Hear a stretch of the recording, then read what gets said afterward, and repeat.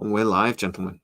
Hello, good morning, good afternoon, good evening, wherever the hell you are in the world, and welcome to SciTrek, your sci-fi TV and movie channel. The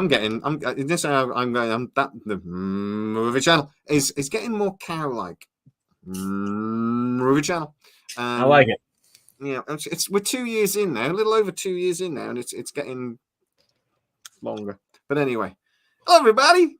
How are we all doing? Hey. Howdy. Good. I'm good. Doing well. Just been doing well. I'm just wearing this. Oh, I like it. You're outdoing me there.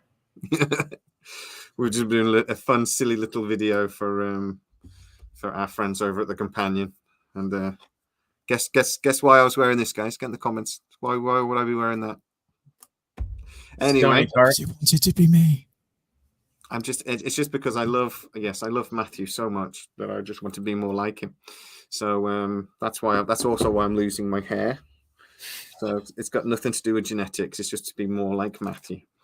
I want to be like Matthew. Anyway, hello everybody. We'll just go through the thing. Bob's in, hanging with the family. Right. Davey Stewart. Oh yes. Davey B. Hello all. Jordanator, you're with us. Harris is with us, obviously. Mr. Ed. Good morning. Laura. Sarah. Hello, everybody. Good morning, sirs. Oh, God, that thing's tickled my nose, actually. Right. We're only hanging out today. We don't really have a topic, but we did ask a question yesterday about, and guys, get into the comments. Throw us questions if you want to. We'll talk about whatever today. But we were asked a question yesterday about streaming versus sort of like the networks. Why does streaming do these 10 episode seasons and they still do them now? Why do they do that? I don't think this is going to be a massively long conversation, but it is an interesting conversation because we're going to be getting Stargate soon. Yeah. And the chances are it's going to be a 10 episode run if we get a series, or when we get a series. So why? I've got two theories on this. Well, two points. The first point on this is obviously they've got less budget than everyone else, and at least initially, because the question was posed before they were like big. When Netflix first started, sort of thing.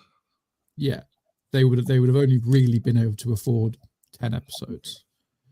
But I think now it's slightly different. It's not that they can't afford it. I think it's just now they've realized they can just do the story in 10 episodes rather than drag out a 22 season story and have like little filler episodes here and there, and then like clip shows and stuff like Stargate's historically had. They don't need to do that. They can just basically just do the entire story, and if that only takes 10, it only takes 10. Yeah. Things like Stranger Things, for example. The story obviously isn't finished after season 1. It carries on, so it's not like they're going to get the entire story done in those 6 to 10 episodes or whatever we get. But we don't get any filler. We don't get any crap. If that makes sense. Not that filler episodes are crap, because some of them are really good, but they're not the story. And I think that's a large part of it. But I think initially it would have been the money side. But now it's just like a standard thing anyway. So it's not. It's kind of just like, why wouldn't they do 10? Why stretch out to 22 when no one else is? What do you think, Harris? Well, I mean, I can't really think of too many shows that actually were 10 episodes. Game of Thrones was always about 10, but most shows I feel like Netflix-wise were always 13, and a lot of those other early streaming services were 13 or like 16 episodes. Like I guess cable went to 16 episodes. Walking Dead was always 16, stuff like that. And then as streaming went on, we went to even less than 10. Like Marvel is usually 6 or 8. Star Wars has always been about 8. Their animated's kind of gone to 16 from 22, or like 13, 14 from 22. It's just I'm kind of with Matt, where I think it's just less filler or less fluff. They don't necessarily have that quota to fill, so they have just more time to streamline, I guess, or less time to streamline because they're afforded that, something like that.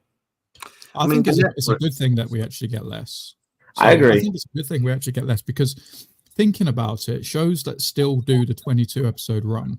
The only one I can think of recent times is The Flash.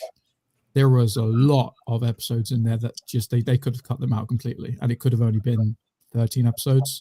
They think they used to do 22 episodes a season, and half of them you could just cut out and just not have. Yeah, and it would still make sense, and it would be even better because I think it was season 6 or season 7, the last one. Literally the first half of that season was crap. It was a villain that went nowhere. They defeated him within like 3 or 4 episodes. Just get rid of that. Just get rid of that and just do the actual thing. Yeah. Geordie, we don't know yet, mate, because it's completely being rewritten. So we have no idea. The new showrunners come on and it's being completely redone. It's completely scrapped, start again. So it could be anything. I honestly think, look, at the end of the day, networks have a season to fill. Mm-hmm. So they have 22 weeks they've got to fill, and they filled it. So they basically have 2 major seasons a year, basically, and they've got to fill them. And then they have the Christmas in between, and so that's why they still do 22 episodes. And I think you're right. A lot of them are filler episodes. I do think, though, that there's been a move towards doing story arc seasons. So you do a series now that has one story. It's like a 10-hour movie or 8-hour movie or 13 or whatever. It's not Monster of the Week stuff. It's not, before they would do a series and it was more about the series, if that makes sense, the characters, and the story would be a different story each week. Law and Order, blah, blah, blah. It's a different story, ER, whatever. You might have an overarching story with characters in between, but generally speaking, it's a different story each week. That's not the fashion nowadays. Mm-hmm. I mean, we still get those shows on networks, but I think you're right. I think because the fashion is to do these one story, it just you don't need 22 episodes, and they can do as many episodes as they bloody like. He's with us. There he is. Fashionably late as always. Danny Gandalf. We'll catch you up in a sec as soon as I finish my. And I can't hear anybody. I'm almost fluctuating between 6 and 13 episodes. Yeah. The other point is Stormy can't hear us, so no, but it will let's just talk about him. Yeah. His stupid beard. We can give him some sign language. He probably thinks we're all like just gaslighting him. Yeah. But the other thing is with sci-fi stuff, pretending we don't hear him. We can hear you, Stormy. We can hear him. Yeah, he can't hear us. But anyway, let's keep going because it's a show. How entertaining is it? Us all just sitting, watching, looking at Stormy go. Hear anything? Sorry. I'll be back. You can hear me. The Storminator. Yeah, but with a lot of sci-fi, man, these shows cost a freaking fortune. That's a good point. I mean, The Expanse was considered a reasonably cheap show to produce, and they still spent $4-5 million an episode. That's $40, $45 million, $50 million for a season. That's a lot of money in anybody's book. Mm-hmm. Apple just did the Foundation, and they can, again, that's considered to be done at a bargain price of $45 million. It's a crap load of money. I don't think we will ever see a 22 episode sci-fi show again, because it's not practical from a finance point of view. It's just not. They used to do Star Trek, and there was nothing like the special effects that we expect now. Or the level. It was far more about the characters and things, and then a lot of the special effects were reused over and over and over again, which again we wouldn't allow anymore. Am I buffering? No, you're good. Okay. It's just IO toy buffering. It might be because I'm using the. I can turn the green screen off. It's when it's got the two dots next to it. It's a icon that appears in YouTube chat, but it doesn't appear in StreamYard. Okay. So, but that is. I think that is an important point. That it's just there's a financial reason why we can't. Can you hear us? Hey! I can hear you finally. Thank you. There we go. This time change is just really screwed with my head. I'm so sorry I'm late. Yeah. Did you forget to turn your hearing aid on? Yeah. Do your clocks go back soon so we can get back in line? Do what? Do your clocks go back at some point so we get back in line?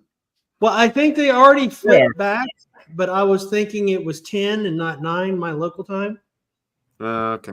So at least you're in line with us. So, Stormy, we were just talking about why do streaming services do 10 episodes for a season, and why didn't they follow the model of doing 22 episodes like the like the networks. And I was just saying, look, particularly with sci-fi, I think the big chunk of it is cost. But what do you think? Is there a reason why streaming services decided to do that?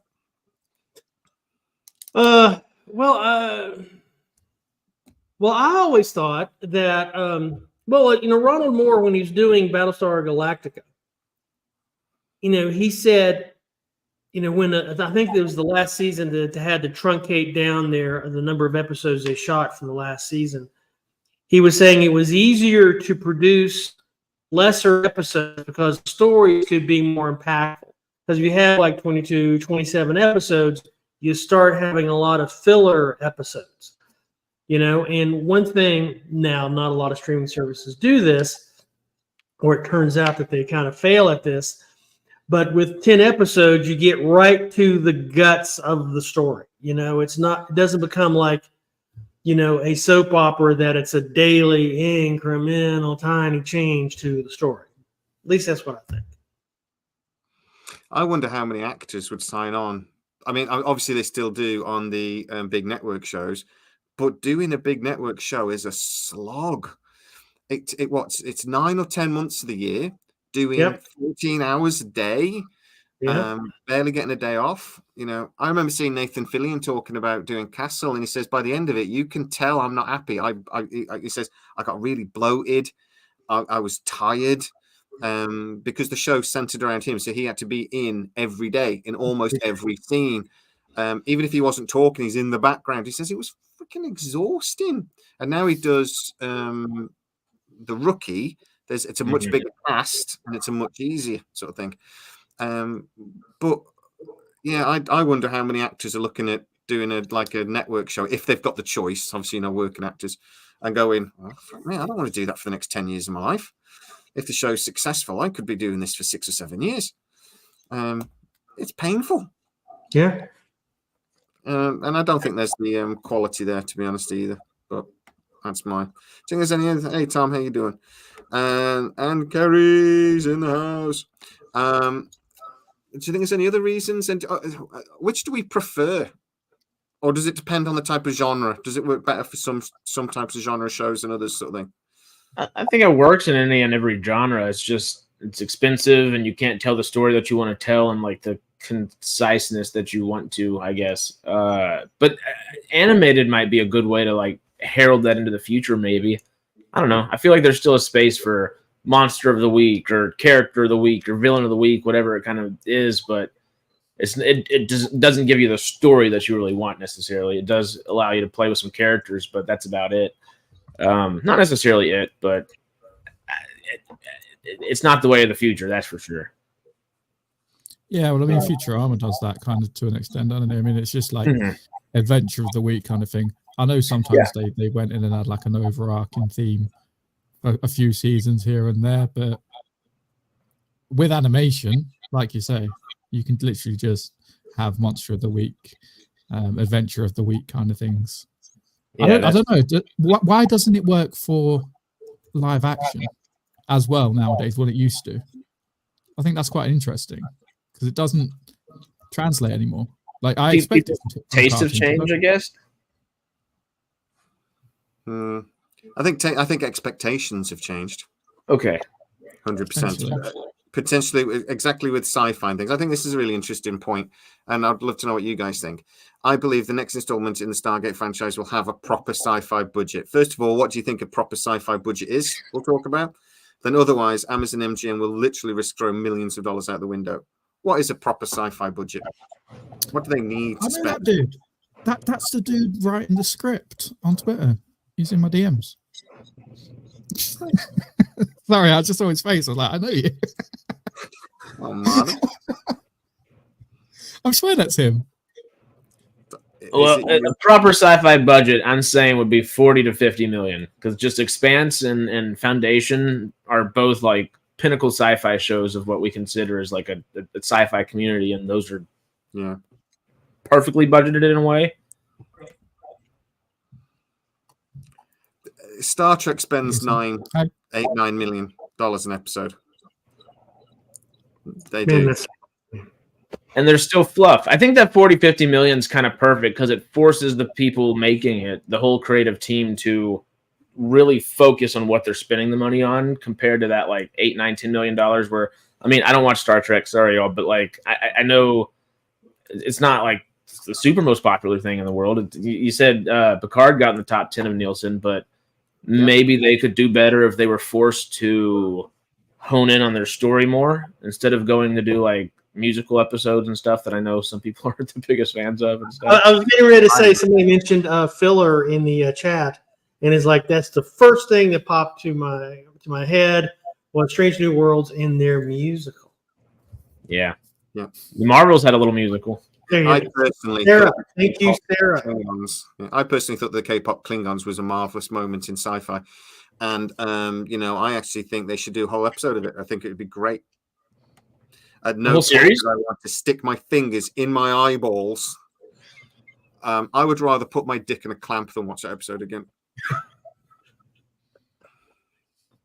All right. I would. Tell us how you really feel. It was terrible. It was. I would rather use a cheese grater on my testicles than watch that episode again. It was awful. $5 to $8 million. So what with the votes we're getting at the moment are more like John Campbell wants to cheese grate his testicles as well. Well, he doesn't want to. He wants to. He would rather do that than. I'm not here to kink shame. I'm not here to kink shame at all. But and then rub salt into it. It was that bad. I think it very much depends with Stargate where it ends up. If it goes to Amazon Prime, it's not going to. In America, anyway. Internationally, it'll almost certainly end up on Prime. But in America, if it goes on Prime, I think they'll get $7 to $8 million an episode. I know when they were looking at doing a series before Jennifer Salke dropped the film bomb, that they were asking for 10, but I was told that was a negotiation tactic. Go high, hope for about 7, because Amazon was saying 3 or 4. I think about $4 or $5, $6 million an episode is doable. Yeah, 5 or 6 would be perfect. I mean, look at Foundation, $4-5 million an episode, and it's visually stunning and story driven. It's just great. Yeah, I mean, even if you don't like the show, you cannot argue that it doesn't look good, because it does.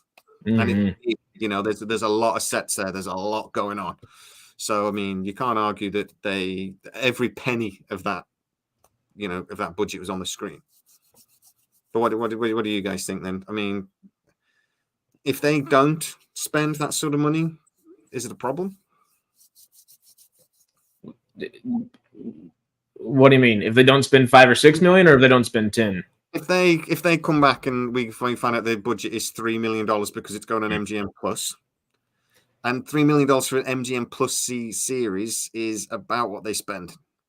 They've got a new sci-fi show come on, and I forget what it's called. I apologize. It airs. I think it premieres in the next couple of weeks. It does look good, actually. My life, I can't remember what it's called. But the budget for that has been $30 to $40 million for 10 episodes. If they do the same with Stargate, And I will tell you now, in America, this is almost certainly going to go on MGM Plus when they do a series. I mean, a lot of the CGI that they're going to be using, if they follow what the old Stargate used to do, is really going to be weaponry, which isn't really going to be that much. You've got the Stargate opening, which they can create once and just have like varying different shots. I mean, there'll probably be some spaceships, but if you've got a 3D model, that's not going to be hard to animate. Yeah. It's just going to be like location and stuff. I mean, if it means for the first season or so, we're just still stuck in the woods again, so be it. Because if it gets popular, they'll get more budget and then we can have like quarries, perhaps. Yeah. But will it get more budget on MGM Plus? I don't know. That's what I mean. If it becomes, if it gets the viewing figures they want, surely they're going to look at that and go, right, cool. Season 2, you're going to get a little bit more money because we want to like milk this cash cow. They're going to have to. They're a business. Well, think about. I think sometimes smaller budgets can cause creativity. I mean, what do you think, Stormy? I mean, I'm thinking about things like Babylon 5, tiny budget compared to Star Trek at the time, Deep Space Nine, and I would argue. I've actually just done a video, recorded it this afternoon, talking about how everyone copied Babylon 5 ever since. I think it was people talk about Deep Space Nine, or no, well, people talk about Battlestar Galactica being genre defining. I think Babylon 5 was genre defining. But what do you think? Can a smaller budget be more, lead to more creativity? Well, certainly he wrung out the budget. I mean, they were doing 20-some episode seasons. Was that correct? For Babylon 5. And if I recall correctly, they were doing their special effects on, I forget what the name, it was an Amiga computer. Yeah. I mean, it was basically household computing, apparently. Yeah. And so you really can't get cheaper than those things, and he absolutely, he kind of, his filmmaking style kind of reminded me of, oh God, I'm blanking on everything today. Hitchcock. Hitchcock had a lot of, when he was running big, he had access to all the toys that the studio and the camera department could throw at him, but he used each of them judiciously and cheaply. And the same thing can be said for Babylon 5 is, he went, let's just go get a bunch of Amigas and load it up with 3D animation software and just let them render forever.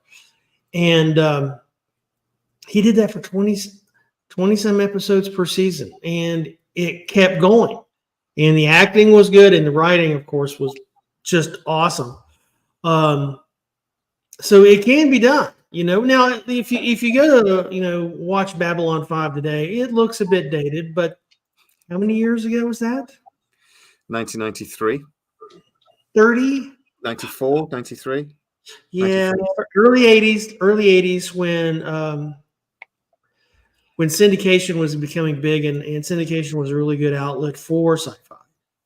But yeah, I mean, there's a lot of other shows that start, like somebody else mentioned in the chat, Orphan Black did a lot with no budget. Mm. But I think you see, it's possible to definitely do a sci-fi show on the cheap. Still today, it should be cheaper. I mean, because now the power of those Amigas can be done on it's your phone, or the phone's more powerful. Yeah. And so sometimes I don't understand how these production budgets get so big unless it's just the marketing side of it. I see that a lot. But when you do something like Picard, a lot of the costs are above the line. They're all going into directors' pockets, the actors, which I'm not complaining about.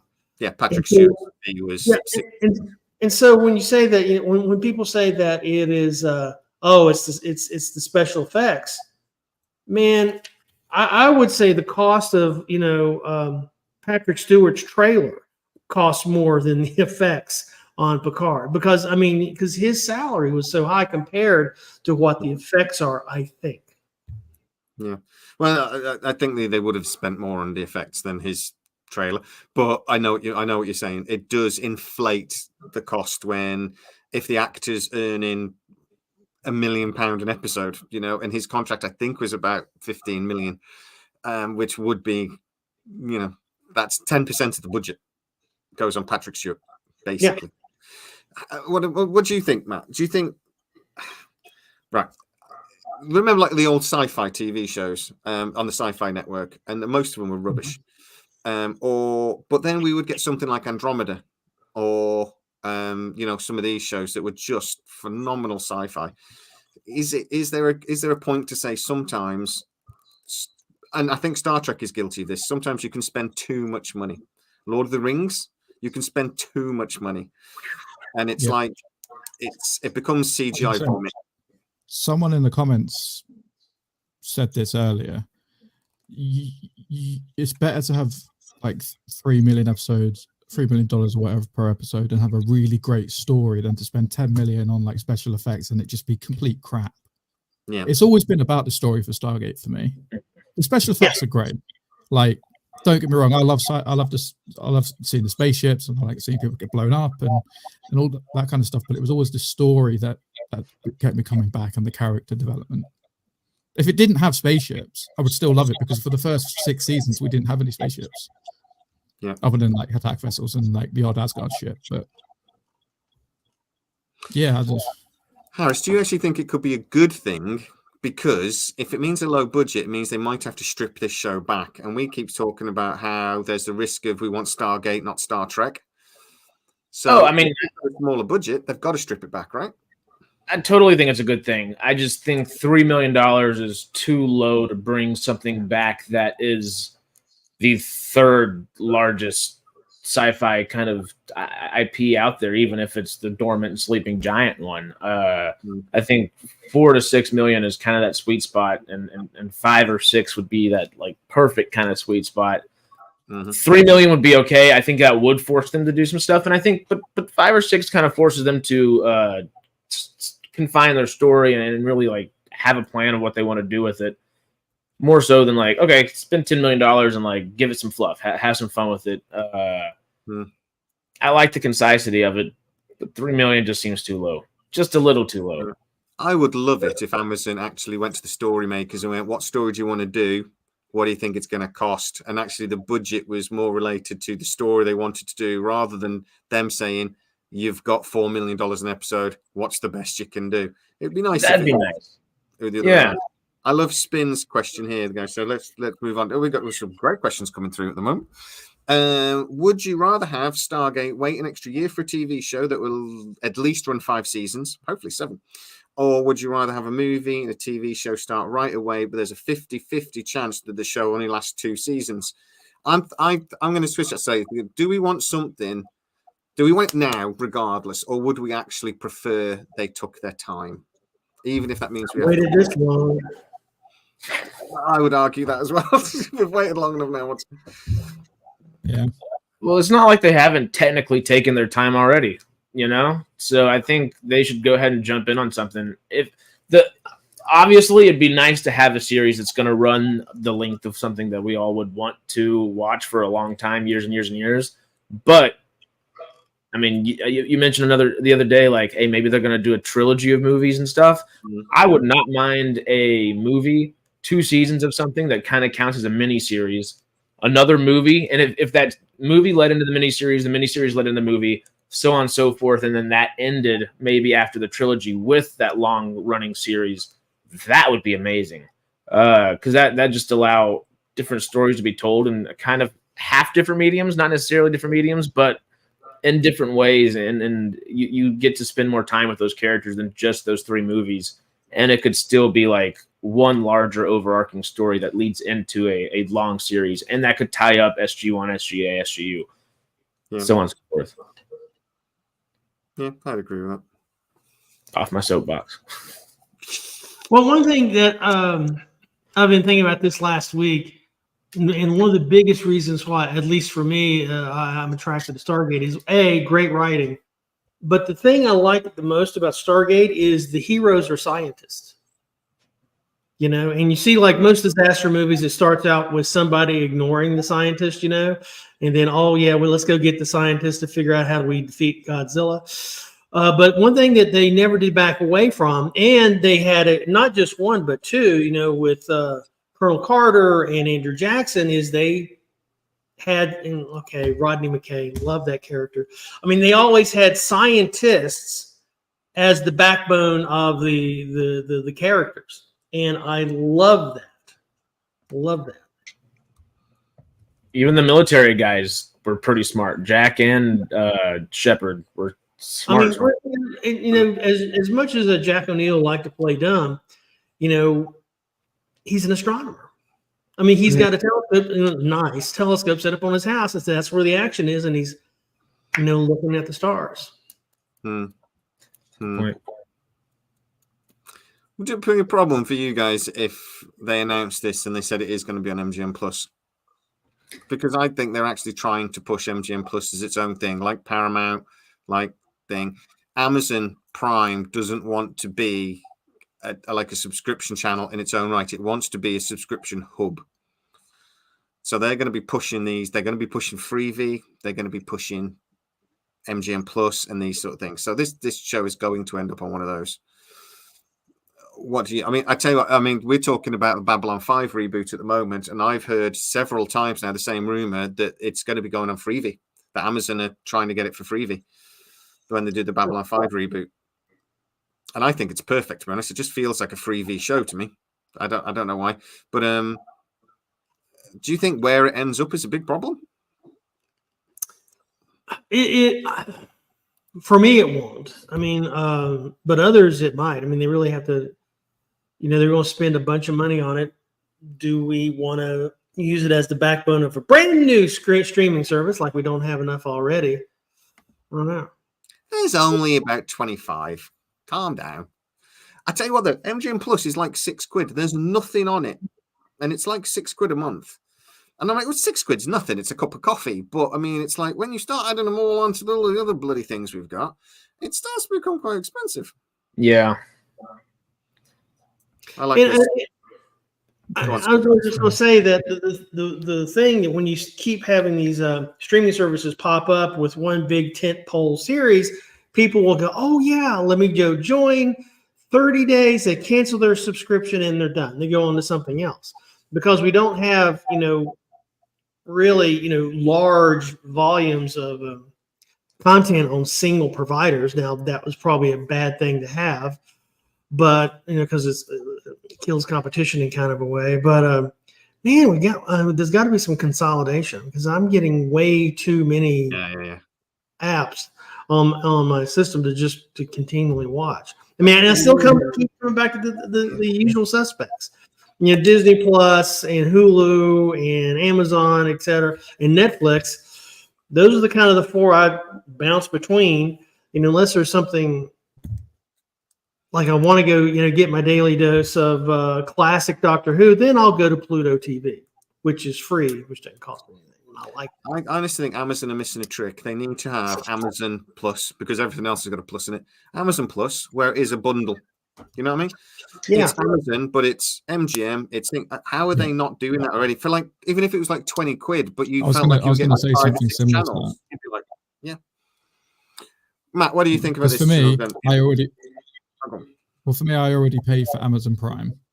I don't pay for it for the streaming because realistically, the only thing I watch on there at the moment is The Boys when that comes out every year or so. They have the odd movie on there. I pay for it. Yeah, I watch some of the movies every now and then, but I mainly pay for it for the free shipping and for like Twitch stuff. I wouldn't mind paying a little bit extra, like a couple of quid more, to have their entire and like forego like the Twitch stuff, perhaps. Like you can have this or that kind of thing, so they're still making the money elsewhere. To have MGM Plus and whatever else they've got on there, because they're trying to do like a hub thing, aren't they? Yeah, they're trying to be. If I could pick and choose the service I want, if they put a price through and it was like, so what do I pay now? $7.99, something like that. If it was like for an extra £2, you can pick one of these services. Happy days, MGM Plus. Yeah, that's the only one I pick. As well, because they have the music thing as well. They should have like Amazon Ultra, where it's you get Prime, you could get like so many free movies a month or something, like to rent or something. Say it's like $30, 30 quid or something. But then MGM Plus is included, Lionsgate or one of these other, smaller channels that nobody really pays for, Stars or whatever. Throw in Disney if they could do a deal with Disney. Throw in Disney or something. Netflix would get into that. Netflix would jump all over that. It's the sort of thing they love.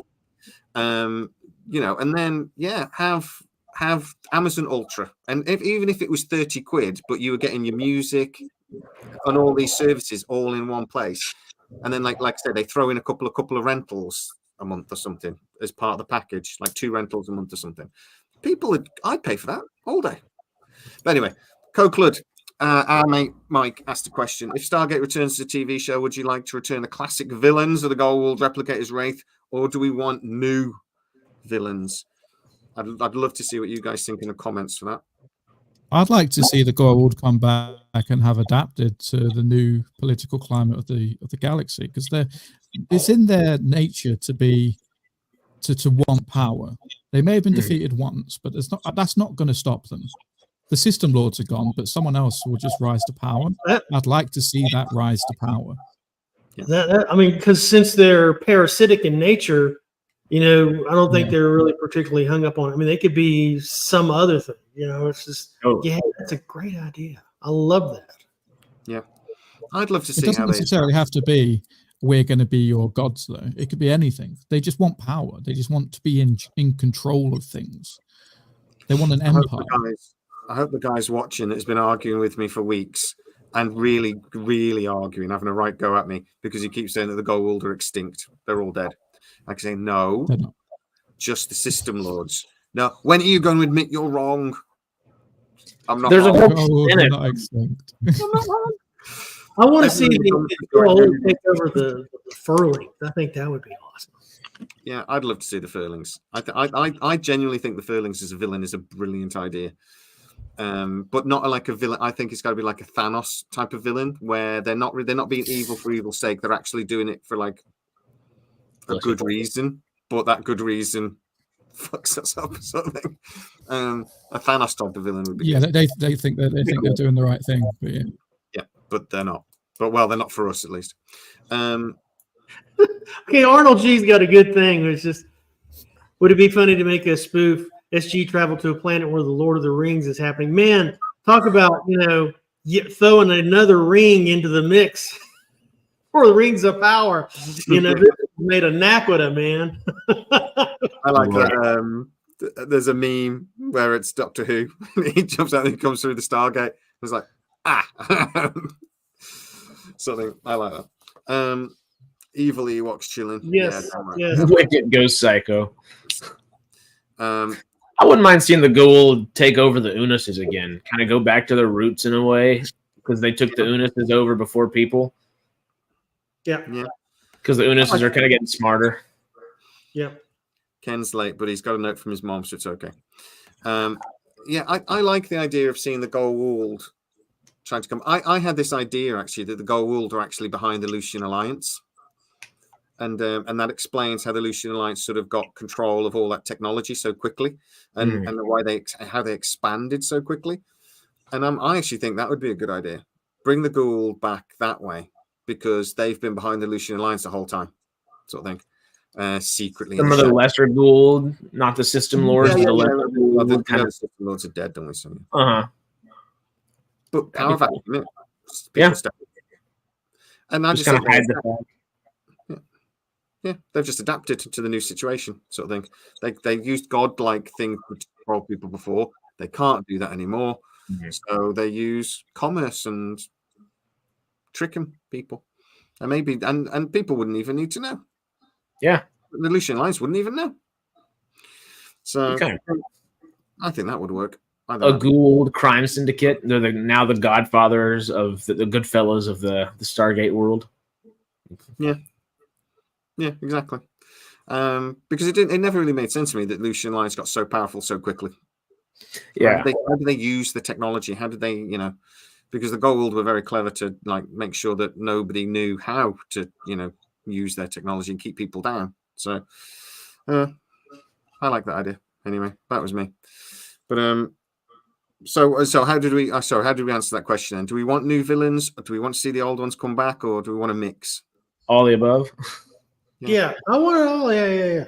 Or just have spin-offs. The gold. Stargate.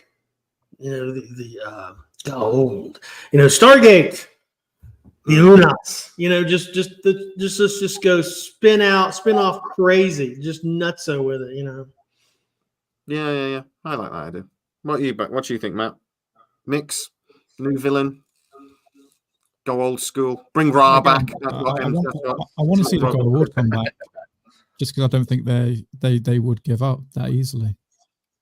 That's true. I don't know. I'd like to see some new villains, because having the same villains over and over again would get a little bit boring. But I think you could do so much more with the gold than they did. Yeah. Baal was the closest, I think, to going that extra mile, because he actually infiltrated Earth and became like a businessman on Earth. Yeah. And I thought that was brilliant. Like doing things like that. Yeah. Like infiltration and like taking over from the inside and just being dicks. Like just being actual like businessmen in the world, how they are, and you could be like, it's because you're a gold. Elon Musk, you're a gold. Yeah. I mean, it'd be clever. I like that. Yeah. And we would, again, it would be stripping Stargate back a little bit. I do think when after a 15-year gap, I think going back to the beginning a little bit is not a bad idea. Going back, not what J.J. Abrams wanted to do and actually go back to Ra. That was a stupid idea.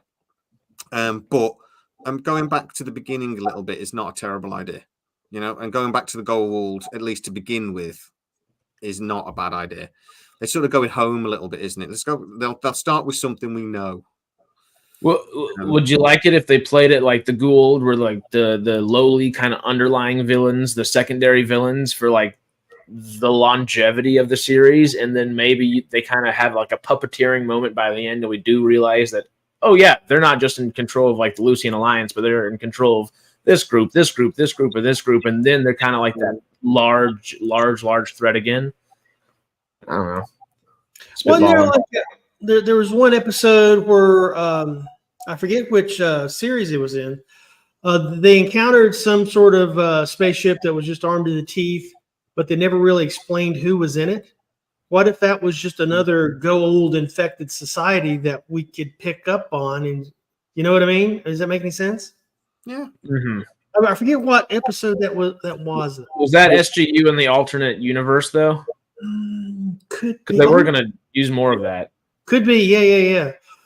So one thing that I was wanting to say, there was a race of aliens in Stargate Atlantis in Daedalus Variations, I think the episode was called, when they kept going through different realities. Is it that? Yes. Yeah. Yes, the encyclopedia is correct. That was it. Yes. God, you got a brain. Damn. It's a brilliant episode. It was a brilliant episode. Yeah. You never hear from them again. Yeah. Speaking of bringing back the go all old, God loved me some, Apophis. But I was watching The Expanse this last week, and I said, who is that guy? Who is that dude? And it was the same actor that was playing in an episode of The Expanse. He played Apophis. Peter Williams, I think. Williams. Yes. Yeah, Pete Williams is a great actor. He's the episode where he died, the last time he died, is properly good acting. He also died in this too, so he dies a lot. Yeah, well, that's how to do your job right. Fowler, that's not a good point. Don't need to reinvent the wheel. I mean, we keep hearing rumors that this is going to be an SG-1 reboot, remake, whatever you want to call it, but in that they'll use that formula, and that's what we want to see, isn't it? Or do we want to see something that again is a little bit different, more like SGU or SGA or in the wider universe? Or would that just be stupid? I'd like to see the writers elsewhere. Matt, go on, you go first, because I don't know what either of you said then. That way, no. Okay, I'd like to see them elsewhere. not just on Earth, but not necessarily as far as Stargate universe. Maybe a different galaxy, like they inhabited Pegasus, but not necessarily like 30, 40 galaxies away where they can't get home. I like them being able to get home. Okay. Stormy? Yeah, I think I'd like to, definitely see something new, just let the writers run with it and see what they come up with, Strange New Rings, if we're following the Disney model, the Paramount model, just Strange New Rings or Stargate Discovery. I think that would be another good direction we could go in. Old infected Vulcans. I love that idea. Weird Klingons. Weird. Just plasticine. They look all like Morph from when we were kids. How about you, Harrison? What do you want to see? Is it an SG-1? Do we go home or do we do something new? I mean, I like doing something new, but technically staying at home in the same time. We have two galaxies in Pegasus and Milky Way to explore, so why don't we do that? We technically have a third galaxy. What's the galaxy that the Ori are from? We could totally go in there and help out or something. Add the galaxy as well. Mm-hmm. So our galaxy is the original home of the ancients. Yeah, the original home. I don't think it was ever given a name. It's probably just called Origin. They probably named it Origin. So we have a couple that we could totally work with. I mean, Fleet Admiral's got a point there that, I mean, when the series comes back initially, there's got to be a villain, obviously, in the first series, because what would be the point otherwise? But actually, there is a lot for them to tell. Yeah, there's a lot of story there to explain, and I think one of the story arcs for me, I think they should do flashbacks through the series that do the disclosure.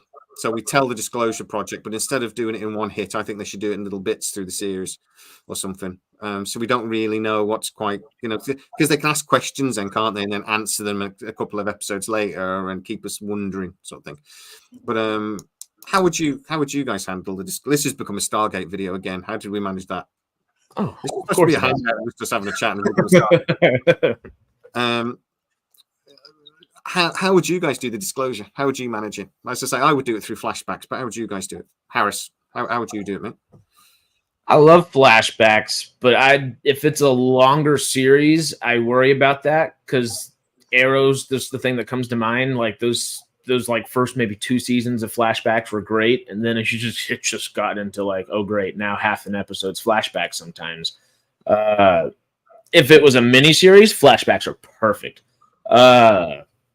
With that, I just think people's actions, maybe I'd say use dialogue and exposition, but like have that done not just for the sake of it. Have like someone react a certain way and then prompt a question from a character. Maybe someone's doing something really stupidly and they're doing it because they're like headstrong about something because this happened here and so on and so forth. I think there's some natural ways to do it. Yeah. It's all a dream. How about you, Stormy? How would you do it? I was just thinking about that, and I was visualizing, some SG members there around a campfire, and you see the gate in the background, and they're just, talking shop. One's cleaning his gun and everything. It's like, God, it's so peaceful here. I know, right? It's just certainly isn't Earth. Then you cut to Earth, and everything's just on fire, and everyone's mad, and they finally disclosed the Stargate program, which has been going on now for 30 years. And so it's just, I think that'd be a great opener. You just see these 2 Stargate guys, that some, SG4 or SG4, whatever. They're just casually talking, soaking up the vibe of some I don't know, they're Andromeda this time. And they say, yeah, it sure as hell isn't Earth. And then you flash back to Earth and everything's just topsy-turvy. And because that, because then you see how all of a sudden Earth became one of these crazy ass planets that's got all this shit going on that SG-1 was traveling through and, seeing all their turmoil. Now, all of a sudden, that's us. And then kind of play it from that end. I don't know. What do you think, Harris? I like that idea. I really like that idea. But if I was going to do it, I'd do that. I think I'd do something similar. Okay. Matt, do you think there has to be disclosure? I think it's been too long and they already had so many close calls when they were on the air for them not to have fucked something up to make it so they had to disclose. I think they would have done something. I mean, the Ori plague, I thought was going to be the catalyst for them disclosing the Stargate project to begin with. But there's got to be so many other things. We said it in previous videos. They've got Naquita generators that they don't let people on Earth use. They must have given those, at least like morally, you'd have to think they'd have to have given them to people in like third world countries and stuff to try and get their cultures, like just improve their way of lives. Even if it's not like third world countries, if it's just in America or just in Canada, they're going to question where this technology came from. And eventually it's going to get to the point where they're going to have to just disclose. But yeah, as I say, I think the Ori plague would have been the catalyst, and I was surprised it didn't happen then. So I'll be very surprised if it hasn't happened. Maybe it has happened and we just call it COVID. Well, as soon as COVID happened, I was like, it comes from the Ori galaxy. Stormy, though, do we have to have disclosure, though? I think at some point in time, it becomes like the elephant in the room. Like, Matt was saying, there's so many events, and so many questionable things. They should start off with, somebody on YouTube with a channel that's going through, and then there'll be some whistleblower like Bob Lazar talking about, the Stargate program, and no one's listening to him. And then there's, at some point in time, you're going to have disclosure because something that big is, but Bob Lazar's thing was, yes, we're in possession of alien craft. Well, the whole Stargate universe is, alien craft. Yeah, sure. We got that. But we've already traveled to 3 galaxies, not including whatever has happened with universe, the Destiny. So yeah, at some point in time, it's just, but the longer they go, the more, I think the more disruptive it'll be to Earthling culture. Well, Harris, you, for one, do you think it has to happen? But would you, if you were doing it, would you have disclosure as part of the new season? Would you build that into your storyline for the first season that's happening, or would you start the season after that it's already happened, sort of thing? I'd kind of try to find, I don't know, I'd try to find like a happy medium somewhere where, think about it. Like the U.S. government's had to release documents that like there are things that we don't necessarily understand what the hell they are out there. So maybe, and no one really seems to bat an eye. So maybe the public's out there and like we have released some stuff and no one's batting an eye. And no one really cares. Maybe we have like a semi-upgraded. Maybe we have Naquita generators on Earth. Maybe we have some like upgraded military and stuff like that. So we're like a little more like modern sci-fi, kind of in the sense like Avengers is all 5 years forward now. Maybe we're like 7 or 10, 15 years ahead of where we thought we would be right now. And like it's kind of like an open secret in a way. But and there's gonna be like your Alex Jones type. There's gonna be those people that are gonna be like, this is going on. But nobody really believes it, kind of deal. Gay frogs. He did that story about gay frogs, and it was actually true. It's insane. These farming things, they were dumping all these. Naquita in the water supply, making the freaking Tari gay. Or maybe it was just an aphrodisiac, and the frogs would fuck anything. Yeah. Well, it was it wasn't turning the frogs gay necessarily. Yeah. But what it was doing, it was stopping them from turning into women. So they were all boys, basically, because of this fertilizer, I think it was. So the story was actually true. I'm watching Alex Jones go, gay frogs, and everyone was taking the mick out of him for it. And it was true. But anyway, Kerry, I hope the Stargate did a Five Nights at Freddy for the fans, unlike what Marvel did with the Marvels, which was a flop. Thoughts? The Marvels was. Have you seen either one of those movies? Because the Marvels is tenfold the better movie out of the two, and FNAF was not for the fans either. It was.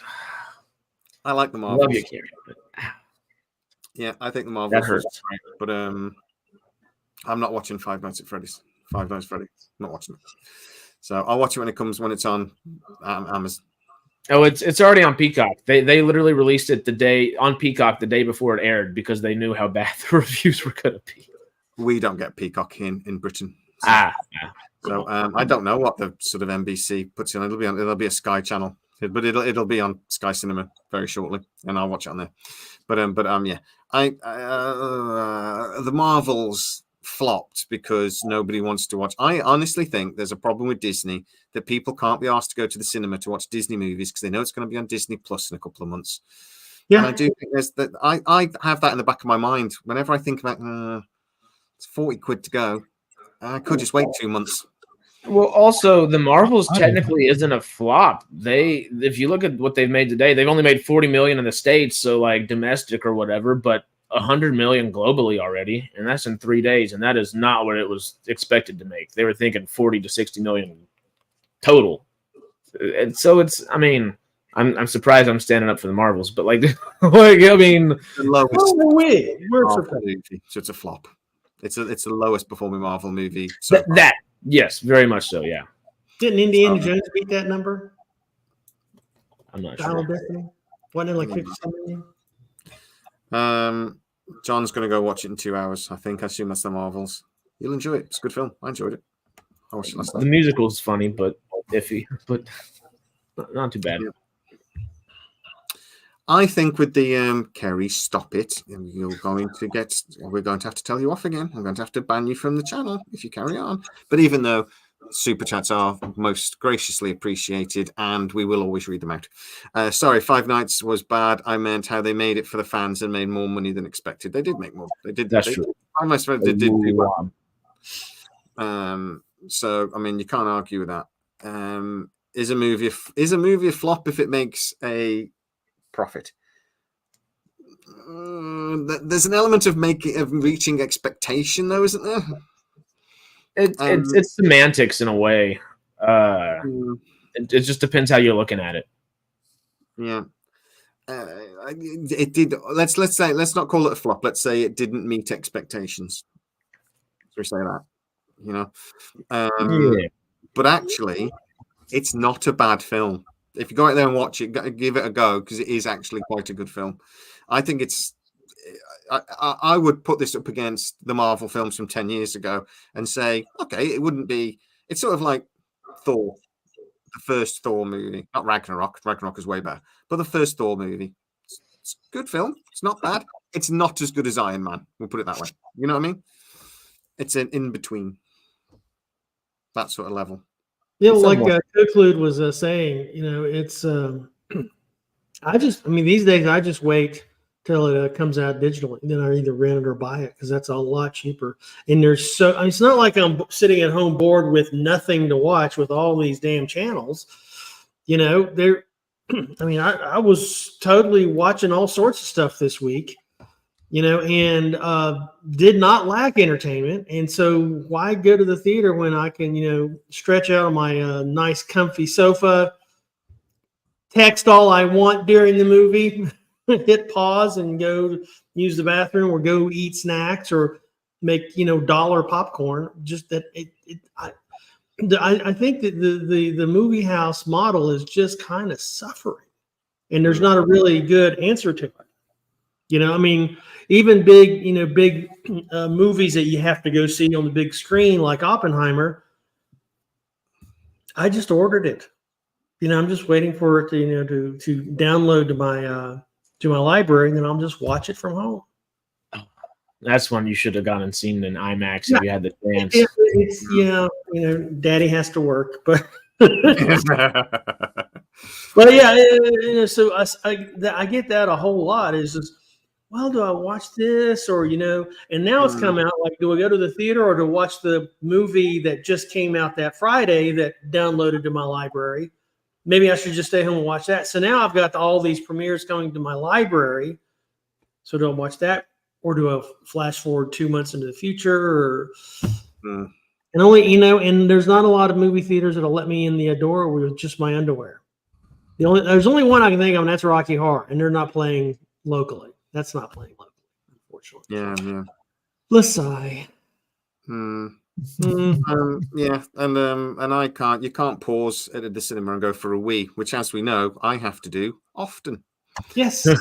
So the last film I thought I have to see this at IMAX though was Dunkirk. There's not many films that come out that I go, I must see this at the that IMAX. was amazing. That was a phenomenal movie. I just think the cinema is. I don't think cinema's dying. I think the cinema. Didn't we just have one of the best months in years or something? Yeah. Oh yeah, we had a record couple months. Yeah, but Right. It's unpredictable. Yeah. It's unpredictable at the moment.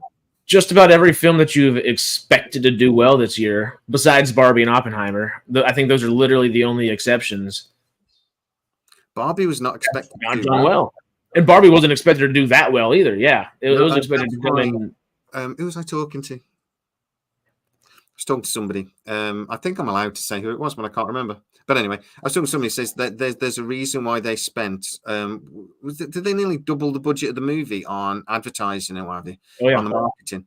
There's a reason why they spent. Normally, you would spend $30 or $40 million on marketing. They spent like $100 and something stupid million because there was genuine thinking this might bomb. So they just went, let's go all in, and they just went all in, and it worked. They changed the tube station name. They changed the Barbican. They changed it to Barbican. Yeah. Just for the movie release on the premiere day. Oh my god! Of course. Yeah. Just all sorts of things like that. It's just they really, really did go all in, but the risk worked. But they really thought it was going to bomb, because you just don't know what the bloody hell's going to happen with cinemas at the moment. It's just mental. Yeah. Who would have genuinely thought? You'd think with Indiana Jones movie, you don't need to market that, or in Mission Impossible, you don't need to market them. They'll both do amazing. Top Gun 2 did incredible. Of course, the next Tom Cruise movie is going to do great, and it was shocking. Yeah. Massive flop. So. It's funky. To something like Top Gun Maverick. Yeah, that would be a good idea. Yeah, why not? So, guys, what we've been watching this week then? Before we call it a day, we've already gone past the hour. So, what we've been? Oh, Harris, Stormy's ready. So, I'm up to season 6 of my binge expanse that I started last week. Watched Lessons in Chemistry. If you haven't been watching that on Apple Plus, definitely. The wife wants to watch that. Pardon? Is it any good? Because the wife wants to watch that, and yes, I've made her watch Yellowstone instead. Brie Larson is excellent in it. It's really good. I got caught up on Loki, but I haven't seen the last episode. That's on my schedule for today. And I got caught up on the morning show. Not exactly sci-fi, but there is a rocket in it, so there is that. I've just started watching the morning show. I quite like it. I'm on the 3rd episode or so. And Matthew, I know exactly why you just went off for a minute, for a few seconds. So don't pretend. If you're going to disappear off to vape and then try and hide it, don't then come back with the vape still in your hand so we can see it. I wasn't doing it to hide. I just know if I do it on stream, someone's going to complain. So. Well, yeah, it's fair enough. Don't eat on stream either, do we? So. I'm surprised Oppenheimer did so well, aka Nasi. Yeah, I've watched Oppenheimer. My God, it's boring. It's an important story, but godly Lord, it's boring. I may have fallen asleep at one point, and I watched it during the day. It was like 2:00 in the afternoon or something. But I'm getting that age now where I've started to fall asleep halfway through the day. I was at work last week, and I was woken up by somebody phoning me. I was like, "What?" Oh, there you go. Oh yeah, that's right. Yeah. Laura Smith Morning. Excuse me. Not Co said. Yeah, All Mankind is back. That's also my to watch list. Yes, I heard it. My partner is telling me it is excellent. Excellent. Beacon 23 is the thing that's on MGM, I think, isn't it? Is that right? Is that the new show that's on MGM Plus, Beacon 23? I don't know. That sounds semi-familiar. Big sci-fi show. It does look really, really good. I didn't know it was out. I thought it was out next week, but yeah, it looks really interesting. No, it's not, is it? Yeah. It is. MGM Plus, yeah. It is on MGM Plus. That's the show's on about then. Who's the star in it? Because it's quite a big star in it, isn't it? Lena Headey from Cersei from Game of Thrones. Lena Headey. Yeah. The one from Sarah Connor Chronicles. Yes, I love her very much. Yeah, Mike, you just wait. You just wait, Mike. Yeah, you just wait. Hey, what, Mike? Just go storm me off then.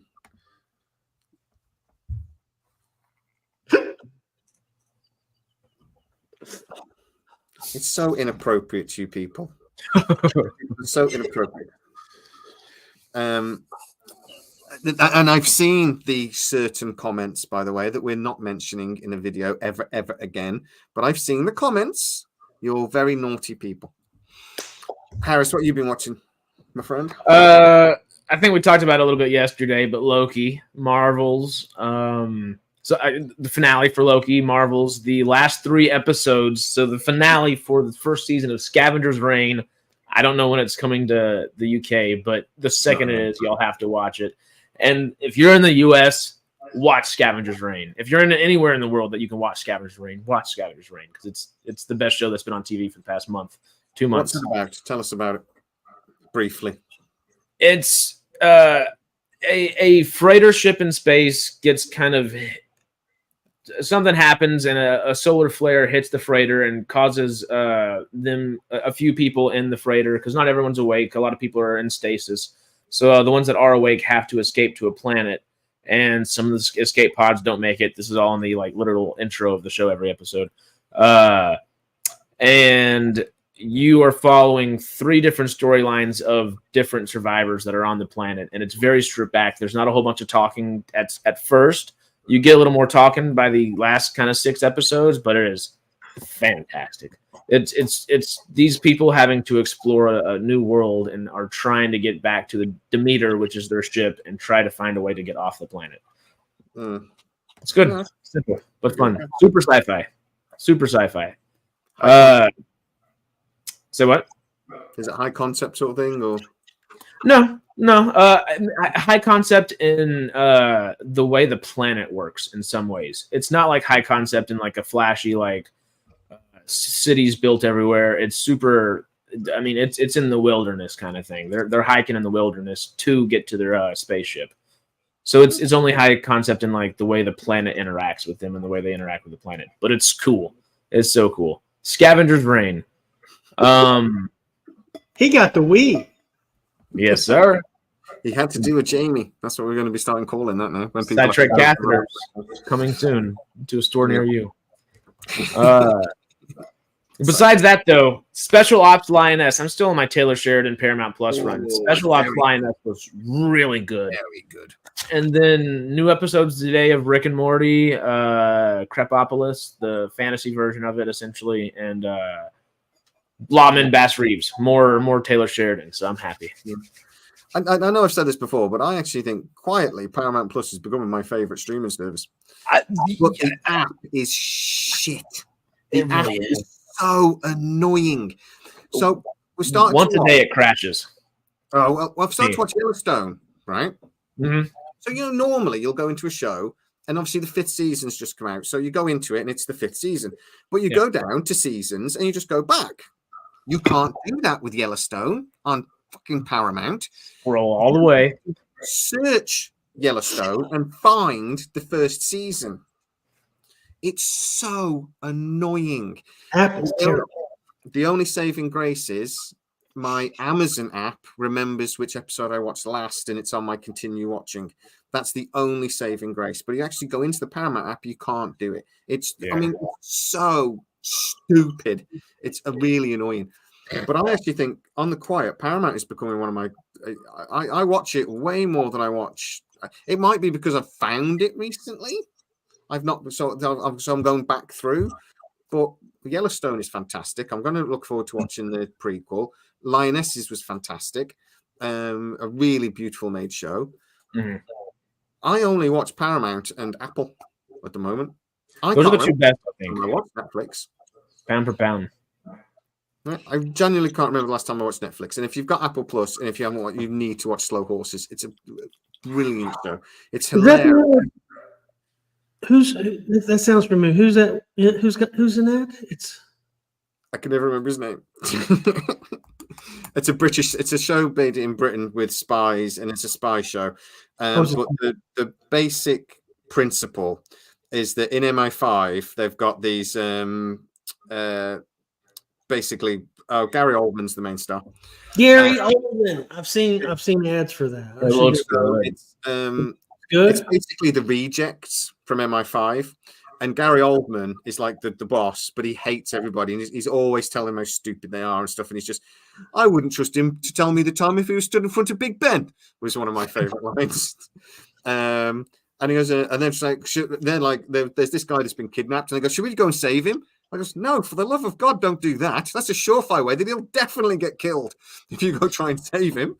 So just go and do nothing. That way we've got half a chance, sort of thing. So it's just absolutely no. But then actually, when one of them gets hurt, it's like, I know he's an idiot, but he's my idiot. So he's really loyal to him. But it's a brilliant show. It's really, really good. Very funny, very clever, and quite dark in places as well.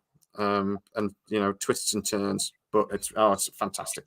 Gary Oldman's he's one of the great actors of the generation. Let me add that to my never growing list. Ending. It's just Invasion on Apple, guys. I've tried this show, and I'm really struggling with it.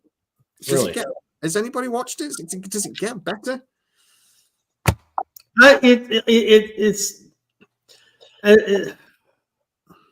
really like the first season, but as it's just dragged on, you got the chick talking to the blob and the blob doing shit, and it's just it takes a lot of personal energy for me to watch an episode. Is that the one with Josh Brolin? Is that Josh Brolin one? No, Josh. No, I don't think he is in it, is he? But I know there is a show with Josh Brolin in, isn't there? I really like him. No, he's not. It started off with the guy from piss. It's not. Jurassic Park. Jurassic Park. Started off with the guy from Jurassic Park, but he died almost instantly. So I was like, oh, I hope they didn't pay him too much. I'm struggling with it. I'm just like, when is it going to get to a point when something, it's like, I think I've watched 3 episodes and I'm really struggling to care enough to Sam Neill. Thank you, sir. Why does Brad Wright always recoil from sharing story details of undeveloped Stargate series? I think, and a good name, by the way. Thank you for that. I wish I'd read your name before I put the comments. I think it's partly because he doesn't actually own a lot of the story, because anything that is it's paid for by MGM. But I do wonder if it's more to do the point that he's saving it. I think he's quite a clever man, Brad Wright, and I think at some point, if he writes a book about the stories that never got made in his memoirs or whatever, we will go freaking crazy. But if he drops that in YouTube videos, it's sort of giving it away for free, innit? Yeah. So I think there might be an element of that. So he does stop himself. So he'll start, and then he'll go, oh, I've said too much. And we're all there going, say more! Say more! Don't shut up! I think that's where it... Was it written by Simon Kinberg? Was it Invasion? I like Simon Kinberg. No idea. I hope he gets to make a movie, even though I'm 95% certain he's not going to. But you have a look at Simon Kinberg's IMDb. In production, like 30-something things in production. He co-wrote all of Star Wars Rebels with Dave Filoni, which I think he's one of the reasons it's so damn good. And he should have came back for Ahsoka. Yeah. Okay. How about you, Matty? Have you watched anything good this week? What are you watching at the moment? Not really. I watched Loki season 2. Season 2. Watched the last 2 episodes of that yesterday. I watched a bit of The Walking Dead. That's pretty much it. Not really done much. Yeah, I can't watch them. Yeah. I got so bored. So do I need to give that another try as well? Where are you at? I would say the first 4 seasons are really good. 5 Yeah. episodes. And then what am I on now? Season 9. Season 7's pretty good. And season 8. But season 9 so far is pretty boring. And it might be because Rick is gone. I don't know. But They'll do it. I like the dude with the baseball bat and the 9-inch nails through it. But I like the actor. yeah, Negan. Jeffrey D. Morgan. Yeah, like literally his arc is like the best. And he's still in it. But I just haven't seen him for like 5 episodes. Like I think he's still in a jail cell or something. Like He was the best thing. Is he there? I don't know. I love his character in Watchmen, even though he's barely in it. But He's so good as a comedian. yeah. Negan. You said looking Netflix forward a minute to- ago. Sorry, go. I'm looking forward to Dead City. That's the I was about to say he's in there. with Maggie and Negan. I'm looking forward to that just because of Negan. Yeah. I'll maybe give it a go. I need a show to watch when I'm at work. I'm pretending to work. I need something in the background when I'm pretending to work. So maybe I'll go with It's that. always funny. Oh, Yeah. and I've been watching Star Trek, obviously. Oh yeah, you're on TNG, aren't you? Of course you are. Good man. Good man. Yeah, I'm on season Nice. 4, I think. Damn it! I Yeah. put his name up again. Like the 3rd or 4th time. Oh well, never mind. Hey, it was a good comment, so screw it. Sorry, Harry, Stormy, were you going to say something, mate? I think I interrupted. Netflix. I started watching the first 2 episodes of this anime called Blue Eye Samurai. Each episode's about an hour long, and it is amazing. It is really, really good. It's about a samurai or someone that was like an orphan that was raised by a sword maker that kind of trained to be a samurai in their spare time kind of deal. But they have blue eyes, so they're like a half breed essentially in like colonial like Japan before they like shut their borders off. There's not any white people in Japan left anymore. So she's kind of considered a demon kind of deal, and they're like, oh, this is and you know, it's just a really cool little story. But it's really good so far. But just a whole different topic. You made me think of it earlier while we were talking about Paramount. Did you see that Warner Brothers was talking about that they just literally gave Paramount as an example of a company that they want to buy? They're looking to invest and buy a big company. So Warner Brothers is considering buying Paramount. Good Lord. Truth. Bad idea. The rumor I heard last week was that again, Warner Brothers would be very interested in, because one of the main reasons is Paramount basically is the other that has sort of the biggest studio in California other than Warner Brothers. They have the biggest backlot. So they basically, one way of doing it is they would basically monopolize studio space in California. Also, obviously, there's the back catalogue of things, but the problem is Warner Brothers can't afford to buy Paramount. So the one question was, there was going to be sort of like a joint deal with Netflix, that Netflix buy Paramount Plus and have first dibs on a lot of the rights, and then they will pay for that. And basically then Warner Brothers were looking at buying just the studio of Paramount, and NBC would absorb a big chunk of the rest. There's also a rumor that Paramount are getting ready to sell, and one of the things they're getting ready to do is actually buy Alex Kurtzman out of Secret Hideout and rebrand Secret Hideout as Star Trek Studios, so that basically they can bring Star Trek back into the fold. Because the problem is Secret Hideout owns certain elements of the Star Trek franchise now. Okay. They own what they've produced, basically. So Paramount couldn't say if you cancelled the contract for Secret Hideout tomorrow, Paramount couldn't continue to make Strange New Worlds, because even though they own Star Trek, they don't own elements of Strange New World. Secret Hideout does under the deal. It's not really own it, but it's like the sort of copyrighty thing. It's a bit complicated. The guy that did explain it to me, but to be honest, they pulled a George Lucas. Sorry, they pull a George Lucas, Yeah. So that's the idea. Yeah, Netflix would basically buy and absorb Paramount Plus, and they would basically do a deal with Warner Brothers. So Netflix would basically take over Max and take over Paramount Plus, and it would become one. It would all come under Netflix because Max is doing quite badly as on the streaming platform in America. You'll have to explain this to me. There's a streaming platform, and then is it like a networky thing as well? Because there's like HBO's still their cable network. They still have HBO on like cable network stuff, but Max is no longer HBO Max, but it's still what it was. Mm-hmm. So the streaming would shift to Netflix. Paramount Plus would shift to Netflix. And but Warner Brothers would take over the studio.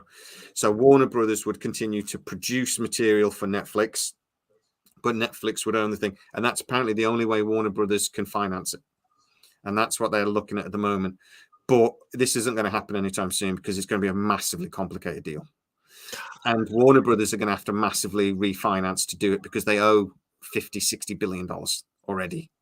Oh, do you think that'll because if that's almost a hub of different apps, like we were talking about with Amazon earlier. Does that kind of coerce Amazon into trying to toss an offer at Paramount? Would that maybe make Apple say, hey, maybe we want to toss an offer instead of their Disney talks, maybe? I don't know. If Apple and Paramount teamed up, that'd be kind of glorious, in my opinion. But yeah, I mean, I'd love to see something like that. But we're going to have it. I think Apple will always survive because financially they can. They could lose money in trillions. No. They got hundreds of billions in checking. I mean, yeah, they're fine. But they can always sort of be that quality over quantity. They're almost like a specialist. Yeah. Streaming service. The rest of them aren't. So I do think I was talking to a business analyst about this. Last year now, and he was saying that there is going to be a correction. There's too many of these apps now, and all these little companies are doing stream, like Lionsgate over in the UK have got their own streaming app, and they're taking the piss. It's just getting silly. They can't all have their own streaming app. There will be a collapse. And he actually said the first major one to go will be Paramount Plus. It's not worked. It hasn't worked, and it's cost an absolute fortune. Paramount, I mean, they banked a lot on Mission Impossible this year. Mission Impossible didn't make what it wanted to do, and they have a few different things that are just the things that they were banking on didn't bank. So it's not looking good. Mission Impossible is another one of those things I just got off the bought from my library. I didn't go to the movies to see. It's still damn good though. It's so I thought it was holy shit. This is good. Now I'm just so torqued up. I want to see part 2. Well, they just changed it. It's no longer part 2. Thankfully, I think they changed it to it's no longer part 2. So now the next one's just going to be Mission Impossible 8, I think. Yeah, which is smart. I apologize about his name. No, they haven't. So they have not bought Kurtzman out of his contract yet, but that is the conversation that's happening. He is going to do Magnificent Seven and MGM though, but Alex Kurtzman is doing that. Is Alex Kurtzman, not Secret Hideout? So Secret Hideout are not producing. So, but Alex Kurtzman has done several projects over the last even a few years.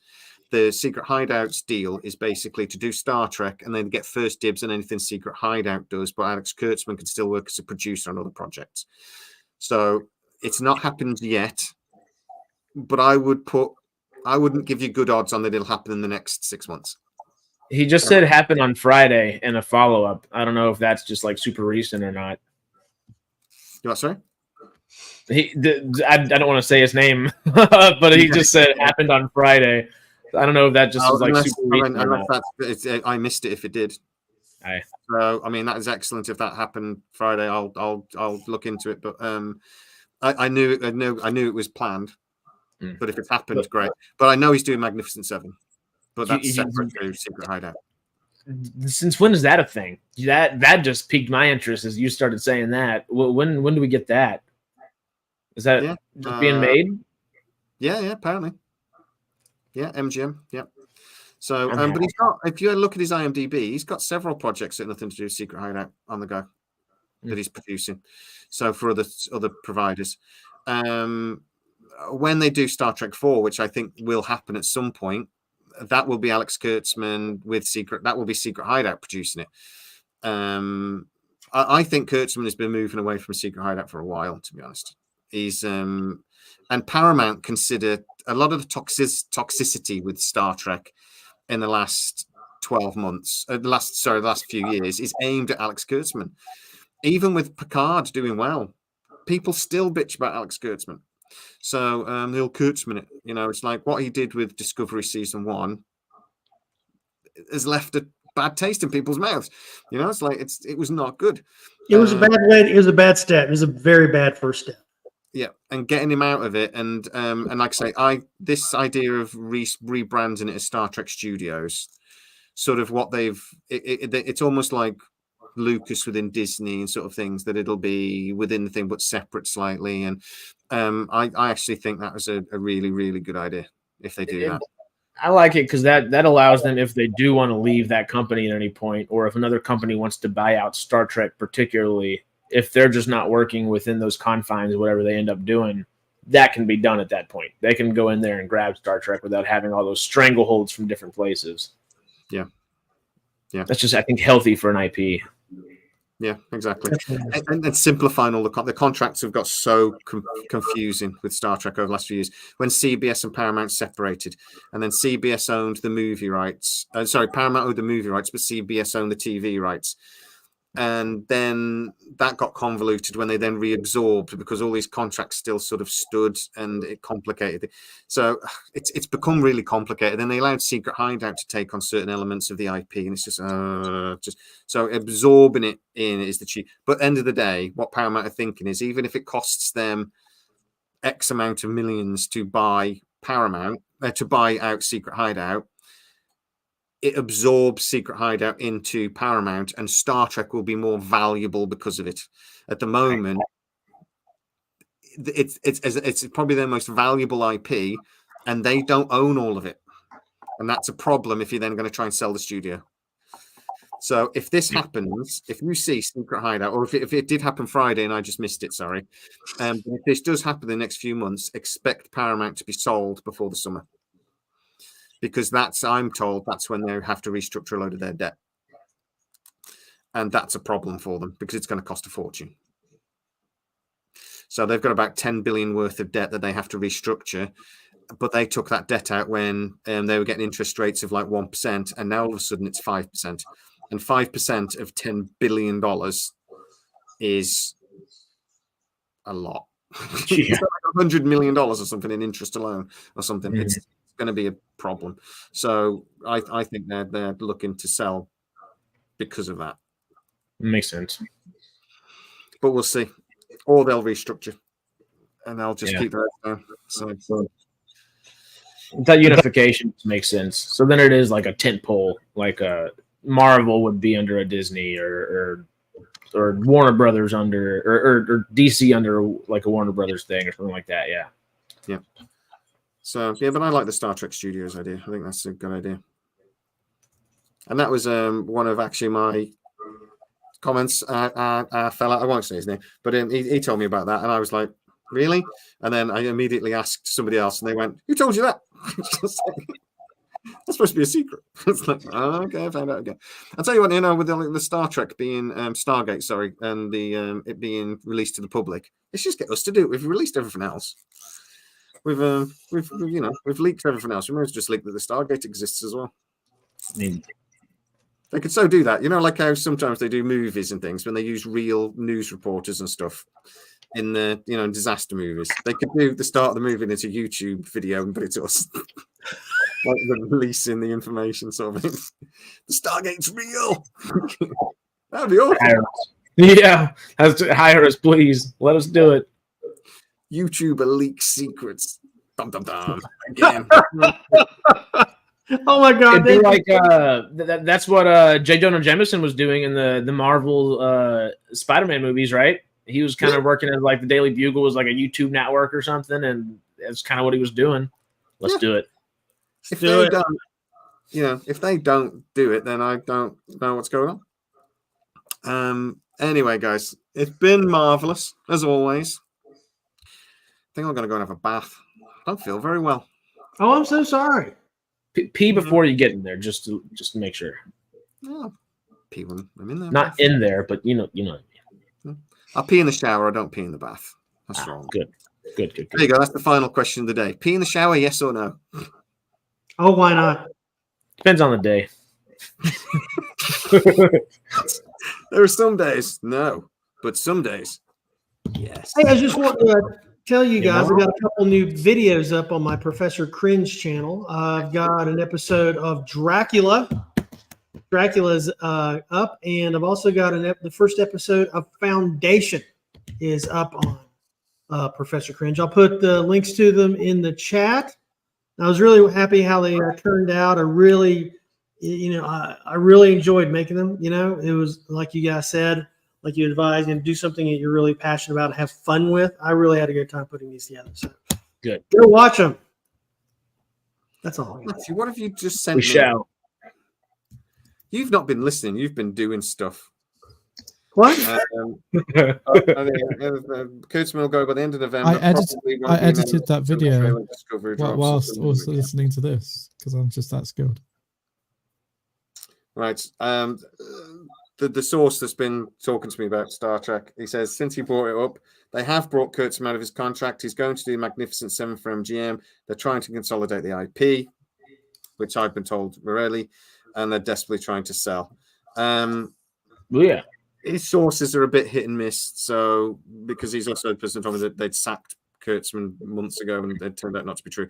So sometimes, unfortunately, there's, I think his sources are genuine over at NBC, but they're very much in the we hate Alex Kurtzman camp. And there is, I've spoken to a lot of people over at Paramount, and there are executives over at Paramount that hate Alex Kurtzman, and there are others that don't. So, I mean, it's, there's two camps going on. But anyway, let's call it a day, gentlemen.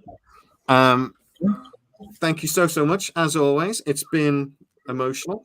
We've had really good numbers in, guys. So thank you so much again for supporting the channel. The whole video, when we didn't have a topic, so then we just wanted to hang out and chill. So it's really great that that you've turned up. We really appreciate it. But yeah, say goodbye, everybody. Goodbye, everybody. Adios. See you later.